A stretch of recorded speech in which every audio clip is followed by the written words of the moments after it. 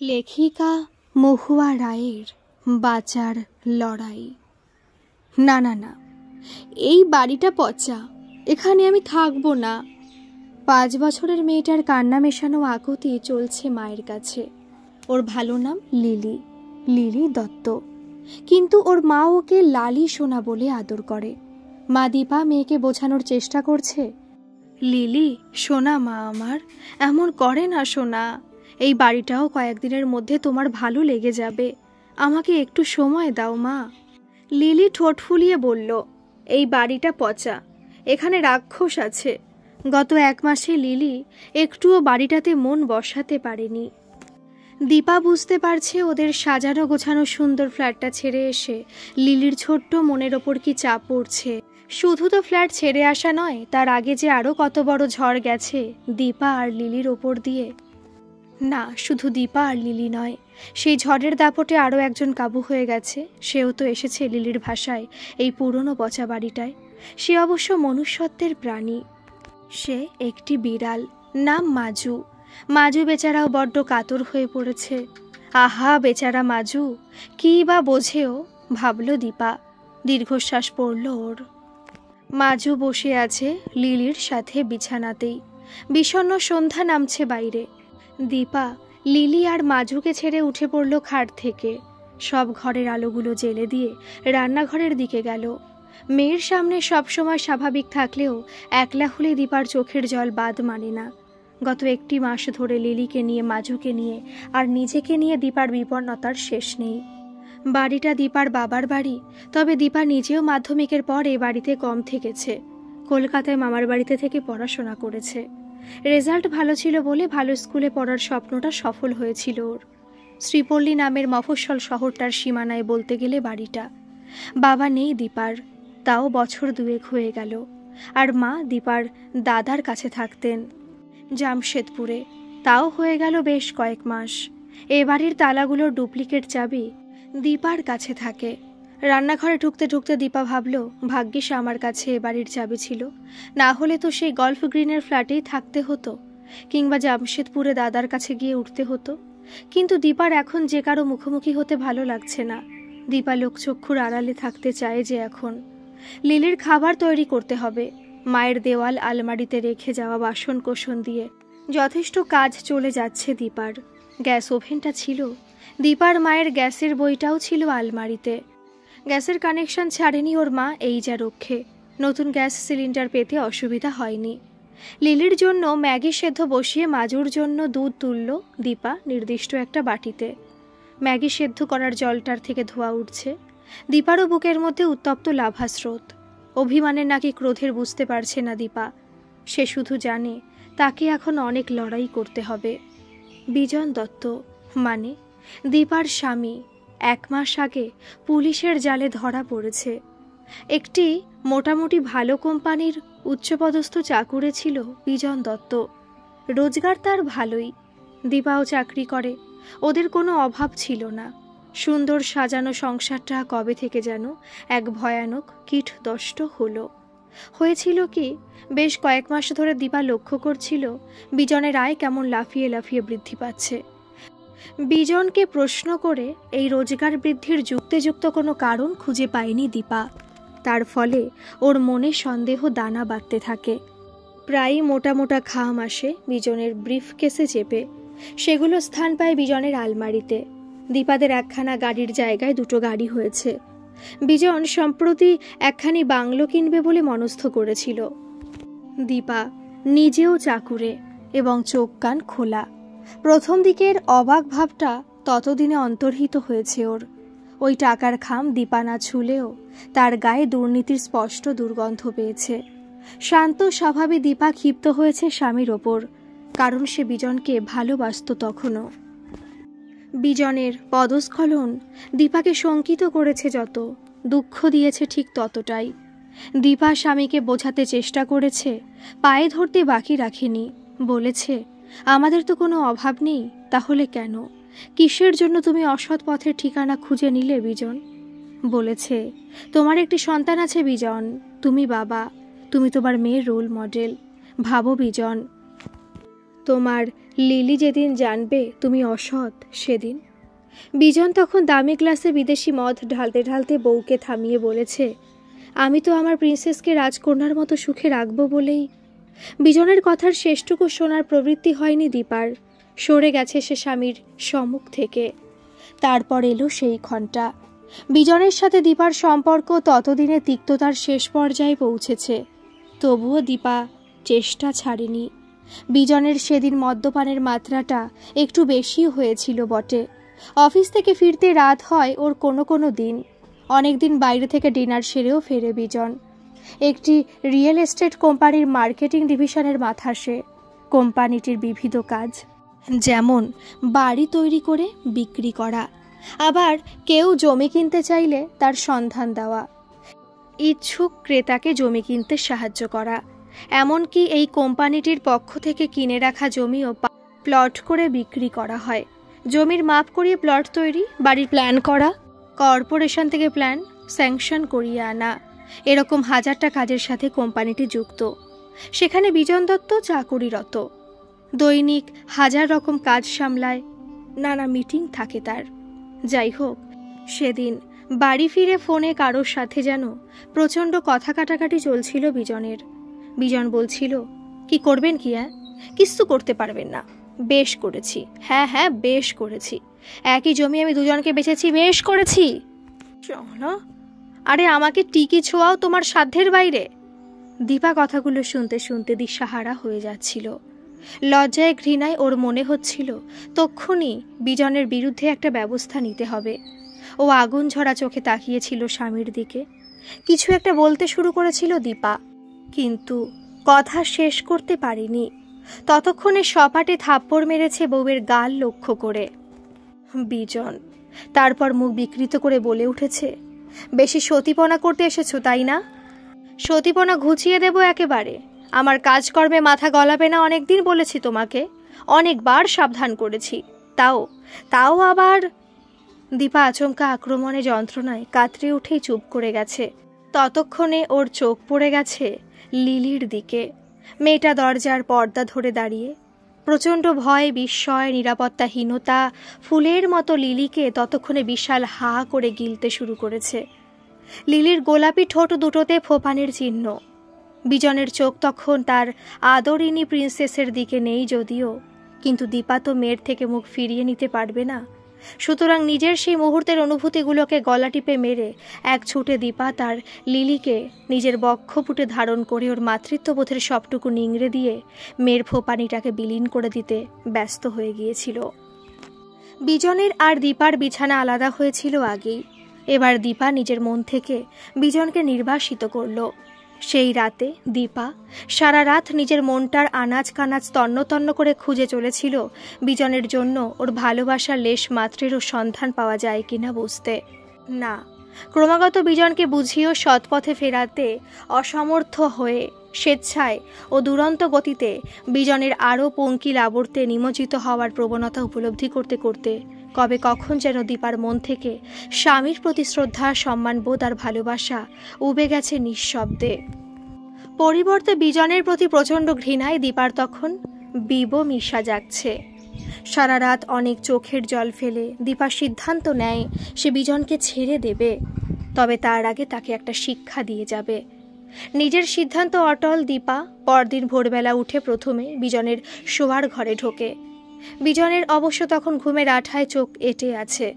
স্বামীর mobile phone এর আগে কোনোদিন ঘাটেনি দীপা, কিন্তু সেদিন ফোনটা অতি সন্তর্পণে বিজনের বিছানা থেকে হাতের মুঠোয় তুলে নিয়ে নিজের ঘরে এসে ঢোকে দীপা।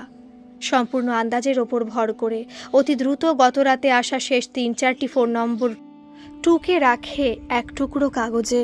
তারপরে আবার মোবাইল ফোনটা যথাস্থানে রেখে আসে দীপা। এরপর দীপা আর 5 দিনের মতো খুব স্বাভাবিকভাবে তার দৈনন্দিন কাজে ব্যস্ত হয়ে যায় আর মনে মনে প্রতীক্ষা করে কখন বিজন অফিসে বেরোবে। রাঁধুনি, কাজের মেয়ে, ড্রাইভার সব একে একে কাজে যোগ দেওয়ার পর একসময় বিজন ঘুম থেকে ওঠে। সকালটা স্বাভাবিকভাবে শুরু হয়। গতরাতে স্বামী স্ত্রী তুমুল অশান্তিপ্রসূত ক্লেদাক্ত পরিস্থিতির বিন্দুমাত্র চিহ্ন নেই দীপা বিজনের অতি সম্ভ্রান্ত, অতি সচ্ছল ফ্ল্যাটটায়। লিলি অবশ্য ঘুম ভেঙে উঠে তার বাবাইয়ের নিত্যকার চেনা লব্জ গুড মর্নিং মাই প্রিন্সেস শুনে আড়ষ্ট হয়ে থাকে। শিশুর মন বড়দের কোন আচরণকে যে কিভাবে গ্রহণ করবে সে কি বোঝার সাধ্য বড়দের আছে? তাই যদি থাকতো তাহলে বড়রা ছোটদের বোধ শক্তিকে আরও একটু সম্মান দিত। দীপার বাড়ি থেকে অফিসের কাজ করলেও চলে, ওকে রোজ বেরোতে হয় না। লিলিকে দেখাশোনা করে সারাদিন রিনা নামনি যে মেয়েটি, সেও চলে এসেছে যথাসময়ে।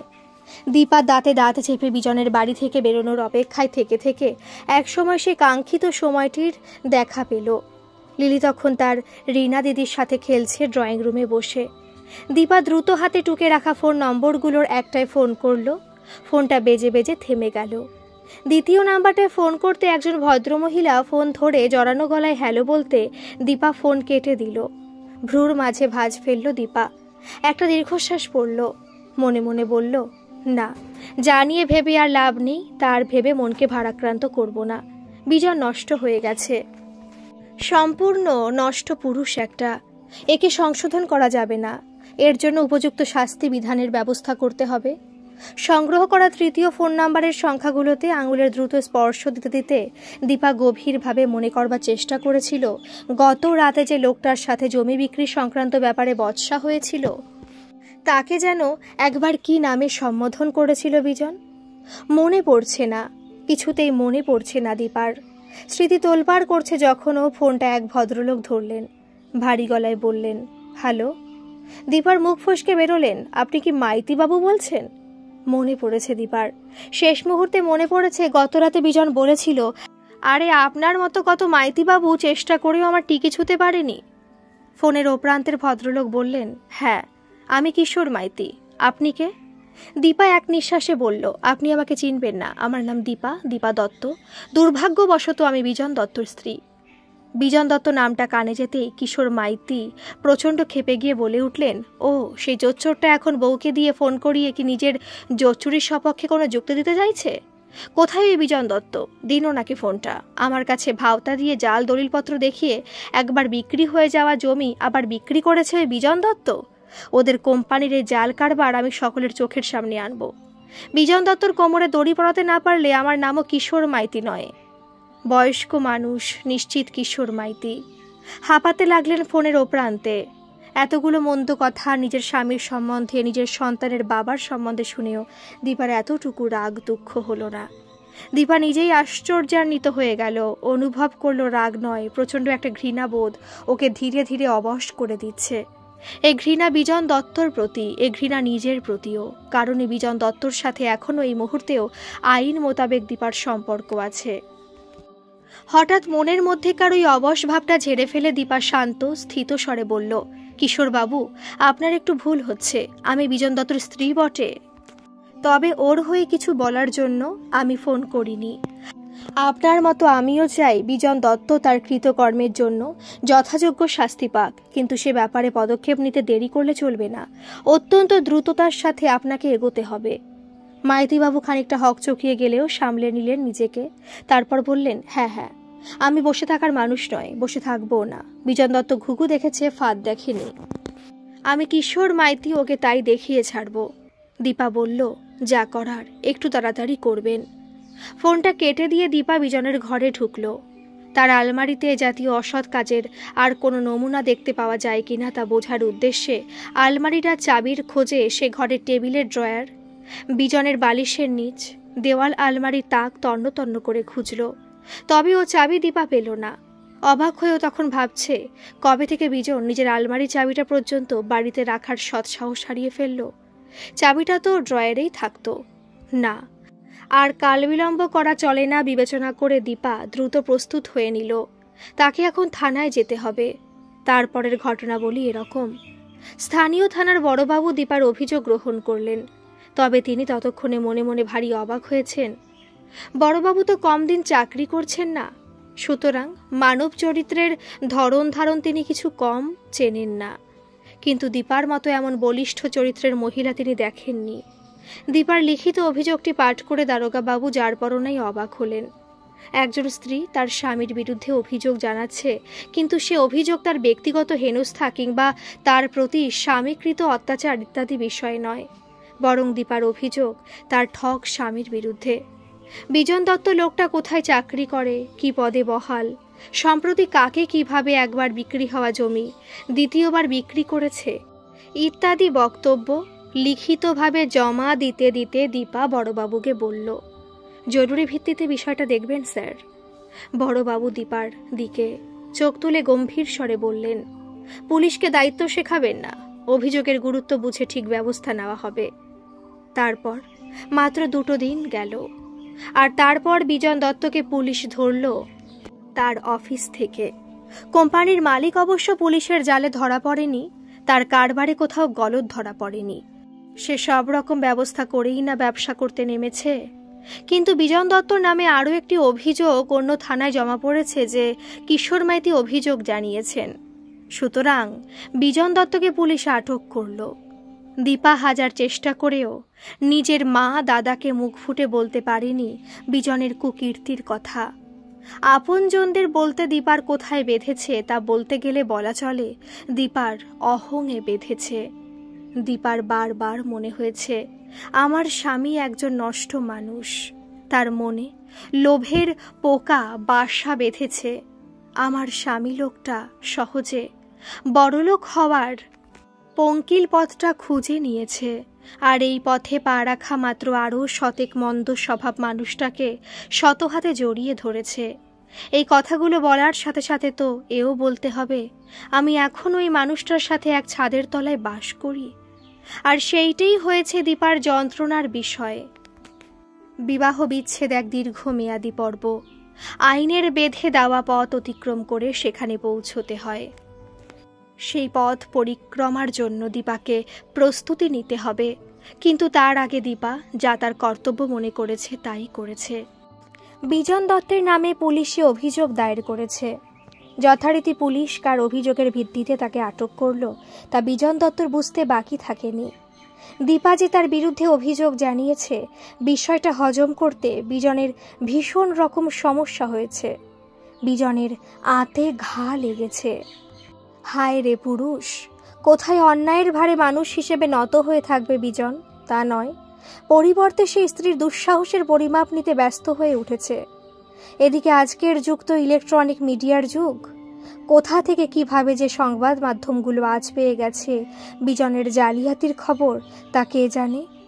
বিজন দত্তকে আটক করার মুহূর্তে একদিকে যখন তার ফ্ল্যাটে তল্লাশি শুরু হয়েছে, আর অন্যদিকে বিজন দত্তকে নিজেদের হেফাজতে রেখে আরও জিজ্ঞাসাবাদের জন্য যখন কোর্টে হাজিরা যাওয়াতে নিয়ে যাচ্ছে পুলিশ, ঠিক সেই সময় বিবিধ সংবাদ চ্যানেলের পক্ষ থেকে সংবাদদাতারা হাজির হয়ে গেছে। 2 জায়গাতেই একেবারে ওবি ভ্যান সমেত। তারপরে লাইভ ব্রডকাস্ট শুরু হলো। বিজন দত্তর কুকীর্তি জনসমক্ষে আসতে সময় লাগলো না বেশি।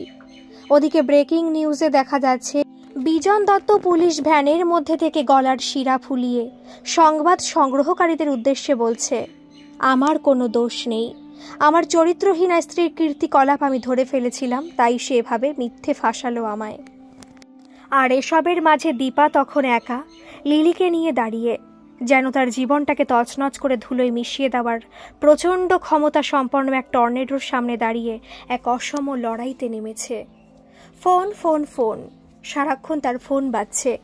দীপার দাদা দীপক ফোন করে অবলীলায় বুঝিয়ে দিয়েছে বোন খুব অন্যায় করেছে। ইচ্ছা করলে সে বিজনের ব্যাপারে নাক না গলিয়ে শান্তিপূর্ণ সহাবস্থান করতে পারত। দাদার কথা শুনে দীপা বিস্মিত হয়েছে। বোন বা ভাগ্নিকে নিয়ে নয়, দীপার দাদা এই ঘটনার পরিপ্রেক্ষিতে ভীষণ উদ্বিগ্ন, কারণ তার শ্বশুর বাড়িতে প্রেস্টিজ ঢিলা হয়ে যাবে। দীপার অফিসের কলিগরা ফোনে ফোনে দীপাকে জেরবার করে ছেড়েছে। সকলের একই প্রশ্ন, why, what, when and how ইত্যাদির বৃত্তে চক্কর কেটেছে। কেউ দীপাকে বলেনি ভয় পেও না, আমরা তোমার পাশে আছি, কিংবা বলেনি শাবাশ, হ্যাটস অফ। বিজনের অফিসের বস ফোন করে প্রকারান্তরে যা বলেছেন তা হলো তাদের পক্ষ থেকে মোটা অঙ্কের টাকা দেওয়া হচ্ছে দীপাকে। দীপা যেন বিজনের বিরুদ্ধে সব অভিযোগ তুলে নেয়। দীপা কলটা রেকর্ড করে রেখেছে, তার যুদ্ধের হাতিয়ার হতে পারে ওই কল। আর দৃপ্ত স্বরে উত্তর করেছে, অভিযোগ তোলার কোনো প্রশ্নই নেই। ফ্ল্যাটের বাসিন্দাদের যাদের সাথে দীপার চেনা জানা ছিল তারা কেমন নিমেষে পাল্টে গিয়ে দীপাকে না চেনার ভান করছে। আসলে তারা সকলেই কেচ্ছা কেলেঙ্কারির সংবাদ সংগ্রহে উৎসাহী বটে, কিন্তু তাই বলে দীপার সাথে তাদের চেনাশোনা এই ব্যাপারটাকে এড়িয়ে চলাই শ্রেয় বিবেচনা করেছে তারা। বলা যায় না, পুলিশে ছুলে 18 ঘা কথাতেই আছে। আর দীপার শ্বশুর বাড়ির লোকজন, হ্যাঁ, তারা রীতিমতো দীপাকে শাসিয়েছে এই বলে যে দীপাকে তারা দেখে নেবে। একবার তারা তাদের ঘরের ছেলেকে কোর্ট কাছারির চক্কর থেকে বের করে আনুক, তারপর দীপার ব্যবস্থা করবে তারা। দীপার শাশুড়ি রীতিমতো অভিশাপ দিয়েছে দীপাকে এই বলে, আমার ভালো মানুষ ছেলেটাকে ফাঁসালো যে নষ্টা মেয়ে মানুষটা, তার ভালো হবে না, কিছুতেই ভালো হবে না। বাড়ির কাজের লোকগুলো নিজেদের মধ্যে বলাবলি করেছে, বড়লোকদের কেচ্ছা বাবা, এ কি আর আমাদের মতো হার্ট খোলা? কে যে দোষী কে জানে বাবা। দাদাবাবু লোক ঠকায় কে বলবে তারে দেখে? বৌদিমণি লেখাপড়া শিখে ও কি বোকা কি বোকা? আরে থুতু ওপরের দিকে ছুড়লে তো নিজের গায়ে এসেই পড়বে, এটুকু জানে না। নিজের চেনা জানা জগতের ছবিগুলোর ক্রমাগত পাল্টে যাওয়া দেখতে দেখতে দীপা একটা সময় অবাক হতেও ভুলে গেছে। তবে কি দীপার পাশে এই দুর্বিষহ দিন রাতগুলোতে কেউ দাঁড়ায়নি? হ্যাঁ, দাঁড়িয়েছে। না দাঁড়ালে দীপার কি আজও দাঁড়িয়ে লড়াই করার পরিস্থিতি থাকতো? দীপার মা ছেলে বৌমার কান আর চোখ এড়িয়ে মেয়েকে ফোন করে জিজ্ঞাসা করেছে, হ্যাঁ রে দীপা, লিলি দিদিকে নিয়ে একা একা কি করে আছিস মা এই বিপদের দিনে? আমি যদি পারতাম তোর কাছে একা একা চলে যেতে। দীপা কেঁদে ফেলেছে, মা মা গো বলে। মেয়ের ফোপানিটা কমলে মা বুদ্ধি দিয়েছে, দিদিভাইকে নিয়ে আমার শ্রীপল্লীর বাড়িতে গিয়ে থাক কিছুদিন, এই পরিবেশ থেকে লিলি দিদিভাইকে সরিয়ে নিয়ে যা। দীপা তো চাইছিলই, ভীষণভাবে চাইছিল বিজন দত্তর বাড়ি থেকে যত দূরে চলে যাওয়া সম্ভব তাই যেতে, কিন্তু কেবল মনের মধ্যে সংশয় ছিল তার চলে যাওয়াকে লোকে কি পলায়ন বলবে। তবে দীপার মা যখন বললেন, লোকের বলায় কি সত্যি তোর কিছু আসবে যাবে? কোন লোকটাকে আজকে তোর পাশে পেয়েছিস দীপা, যে তারা কি ভাবলো বা ভাবলো না তাই নিয়ে বিচলিত হচ্ছিস? এরপর আর সিদ্ধান্ত নিতে দেরি করেনি দীপা। আর দীপার গুটি কয় বন্ধু যারা বিজন দত্তর অ্যারেস্ট হওয়ার দিন থেকে সত্যি দীপার পাশে ছিল, তারাই শেষ পর্যন্ত দীপার সাথে থাকার সংকল্প নিয়েছে। তারাই দীপার লালিকে দীপার বাবার বাড়িতে পৌঁছে দিয়ে গেছে। দীপা শ্রীপল্লীর এই বাড়িতে আসার আগে বিজন দত্তর বাড়ির চাবিটি তার মায়ের হাতে পৌঁছে দেওয়ার দায়িত্ব নিয়েছে দীপার বন্ধুদের একজন। আর তাদেরই কেউ কেউ দীপার জন্য কলকাতাতে একটা বাসার ব্যবস্থা করছে। সেখানে দীপা আর লিলির নতুন জীবন শুরু হবে বেঁচে থাকার নতুন লড়াই। আর তার আগে দীপা কয়েকটা দিন সময় নিয়েছে মানুষের হাজারো জিজ্ঞাসার থেকে শত যোজন দূরে গিয়ে নিভৃত বাসের। সবথেকে আশ্চর্য ব্যাপার এই যে দীপা কেবল লিলিকে সঙ্গে নিয়ে শ্রীপল্লীতে তার বাবার বাড়িতে থাকতে আসেনি, আসার সময় বিজন দত্তর পেয়ারের বিড়াল মাজুকেও নিয়ে এসেছে। আসলে দীপা বিড়াল অপছন্দ করলেও মালিক হারা অসহায় মাজুকে সে একা করে দিতে পারেনি। ওর মনে হয়েছে মাজু তো অপরাধী নয়, তাহলে সে বেচারা যাবে কোথায় এই পরিস্থিতিতে? বিড়ালটার ওপর এক অদ্ভুত মায়া অনুভব করেছে দীপা। আগামী দিনে মাজুও ওর নতুন বাসার বাসিন্দা হবে। বিজন দত্তর মতো ঠগের থেকে দূরে সরিয়ে রাখবে দীপা লিলিকে আর মাজুকেও। গল্পটি কেমন লাগলো অবশ্যই কমেন্ট করে জানাবেন, আর ভালো লাগলে একটা সাবস্ক্রাইব করে আমার পাশে থাকবেন। আর হ্যাঁ, পাশে থাকা নোটিফিকেশনের বেল আইকনটা একটু প্রেস করে দেবেন, যাতে আমি যখনই ভিডিও আপলোড করব আপনাদের কাছে নোটিফিকেশন চলে যাবে। ধন্যবাদ।